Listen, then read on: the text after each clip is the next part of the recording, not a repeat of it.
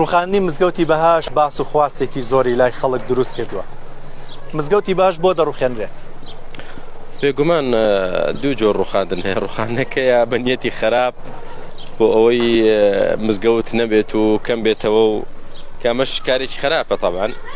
بەڵام نیەتی دووەمیان مزگەوت ڕوخاندنەوەی کە نوقسانی تیا هەبێت و کەموکورتی هەبێت و تەواو نەبێ بەنیەزی ئینشاءالله دروستکردنەوەی بە باشتر بە گەورەتر بە چاکتر ئەوە هەدەفەکەی ئینشاءالله.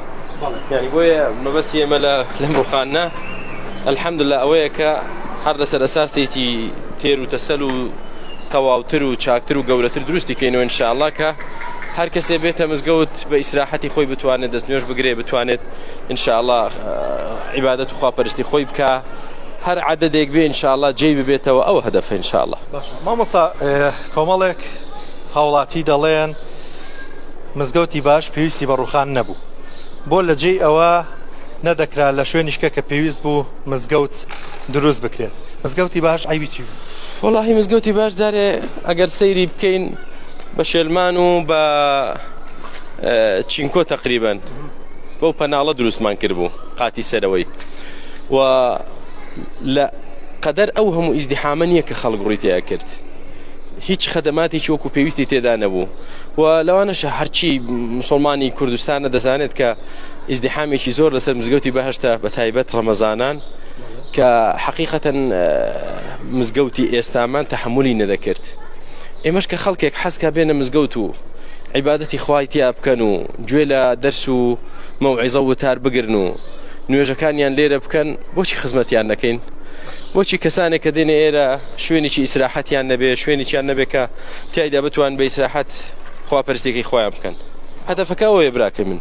ئەمما بۆچی نەچوین مزگەوتی تر دروستکەین؟ خوای گەورە لێمان قبوڵ کە دەستمان هەبوو لە چەندان دروستکردنی مزگەوتی تر لە شوێنی تر بەڵام ئێرە خۆی وەکو مزگەوتی بەهەشت ینی پێویستی بەوە بوو کە گەورە بکرێت و فراوان بکرێت و باشتر بکرێت ئینشاءالله. باشە مامۆستا جیاوازی مزگەوتی بەهەشت لەگەڵ مزگەوتەکانی تردا چییە؟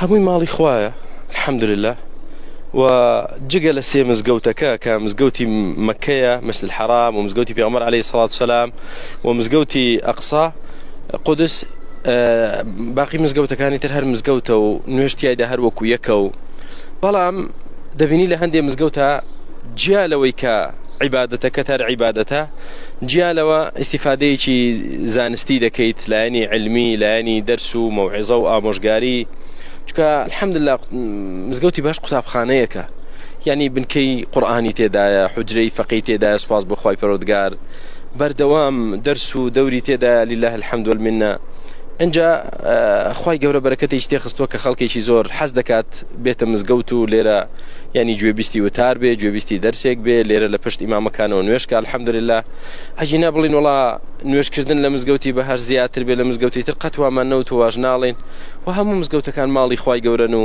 هەمووی ڕێزی هەیە و هەمووی داوا دەکەین خوای گەورە هەمووی ئاوادان کا بەخێر ئینشاءالله.